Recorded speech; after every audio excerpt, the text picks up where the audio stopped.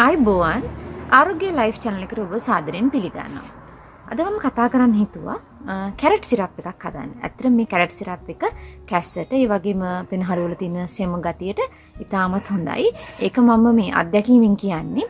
මොකද දැන් කැනඩාවට මේ කාලේ ස්ප්‍රින්ග්. ඒකට ස්ප්‍රින්ග් වලින් සාමාන්‍යයෙන් සමර් එකට එනකොට ඒක ඇලර්ජික් සීසන් එකක්. ඒක ඇලර්ජික් වෙන්න ප්‍රධානම හේතුවක් තමයි මෙහි තියෙන ඩැන්ඩිරියන් ෆ්ලවර්ස්. හරිම ලස්සනයි කහපාට මල්. ඒ වුණාට ඒක පර වුණාට පස්සේ පෝලන්ස් ඒ කියන්නේ ඒවයි තියෙන පරාග හැමතැනම විසිරෙන්න ගන්නවා. ඉතින් එතකොට ඉතින් ඒවා අපේ මේ උඟුරට හැම ගියාම උඟුර කහන ගතිය එනවා. ඉතින් ඒ නිසා සෙම වගේ ඇති වෙනවා. ඉතින් ඒ තත්ත්ව නැති කරගන්න හොඳම දෙයක් තමයි සාමාන්‍යයෙන් ශරීරයේ තියෙන සෙම, ඒ කියන්නේ සෙම තියෙන සාමාන්‍ය පෙනහළු වලනේ. ඉතින් ඒ ගතිය එතකොට කැස්ස, ඒ පෙනහළු වල තියෙන සෙම නිසා ඇති වෙන කැස්ස නැති කරගන්න හොඳ දෙයක් තමයි මේ කැරට් සිරප්. ඉතින් මම ගෙදර ආයට ওই පොඩි රෝග ලක්ෂණ ටිකක් එනකොටම මේ කැරට් සිරප් එක දුන්නා. එතකොට ඒගොල්ලෝ ඇත්තටම සුවපත් වුණා. දවස් 2ක් 3ක් යනකොට සම්පූර්ණයෙන්ම සුවපත් වුණා. මේ රැට සමහරලාට නිින්දේදී ඇහැරිලා කහින්න ගන්නවා. ඒකත් නැති වුණා. ඉතින් ඔයගොල්ලන්ට දැන් ආයි කඩෙන් ගන්න ඕනේ නැහැ. ආටිෆිෂල් ෆ්ලේවර්ස්, එතකොට කල් තබා ගැනීම ද්‍රව්‍ය නැති ගෙදරදීම මේ කැරට් ඉතාමත් ලේසි අමුද්‍රව්‍ය තමයි තියෙන්නේ. අපි එදිනෙදා පාවිච්චි කරන. ඉතින් ඉක්මනින්ම මේ කැරට් සිරප් එක හදාගන්න පුළුවන්. අපි ගිහිල්ලා බලමු කොහොමද මේ කැරට් සිරප් එක හදාගන්නේ කියලා.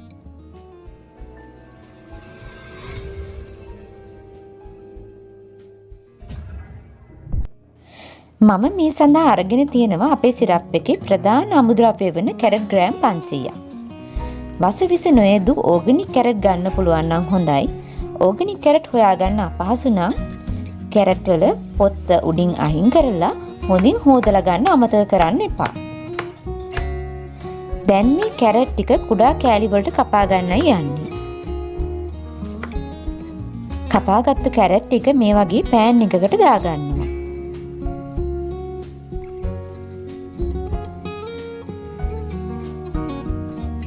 සිරප් එකේ දෙවැනි අමුද්‍රව්‍ය තමයි ඉඟුරු. මේ සඳහා මම ඉඟුරු ග්‍රෑම් 50ක් අරන් තියෙනවා. ඒකත් මේ විදියට හීනියට ග්‍රේඩ් කරගන්නවා.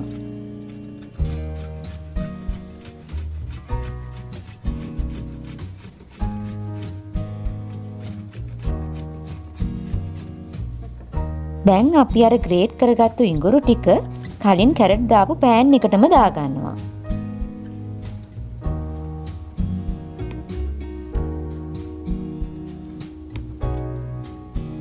මේ විදියට කැරට් ඉඟුරු ටික වැහෙන ගානට වතුර දාගන්න ඕනේ.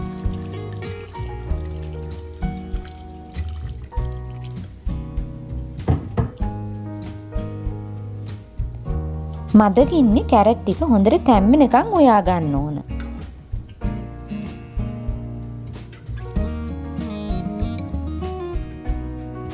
විනාඩි 10ක් 12ක් වගේ කාලෙකදී කැරට් ටික මේ වගේ පොඩි වෙන තරමට තැම්බෙනවා.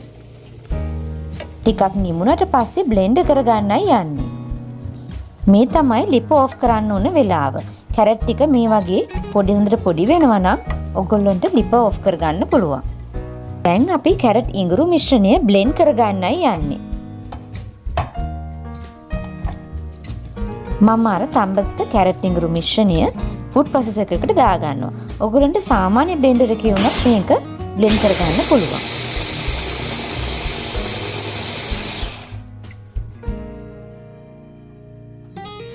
මේ වගේ කැරට් ඉඟුරු මිශ්‍රණය පියුර් එකක් විදියට තමයි තියෙන්නේ.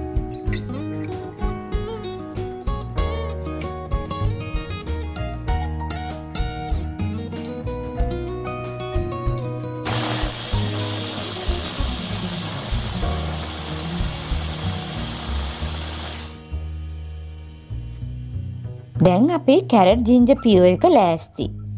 අපි මේක හොඳට පෙරා ගන්නයි යන්නේ.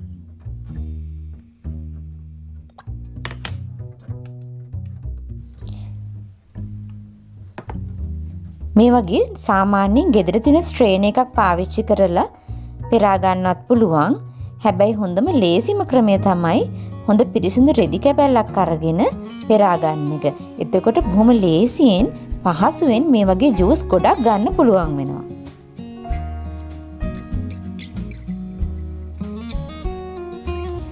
මේ තියෙන්නේ අපි පෙරාගත්තු කැරට් ජින්ජර් ජූස් එක. ඒක පිරිසිදු වීදුරු භාජනයකට දාගන්නවා.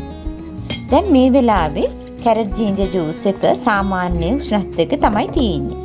ඉතින් අපිට මී පැණි එකතු කරගන්න පුළුවන්. මම මේ සඳහා මී පැණි මේස හැඳි දෙකක් පාවිච්චි කරනවා.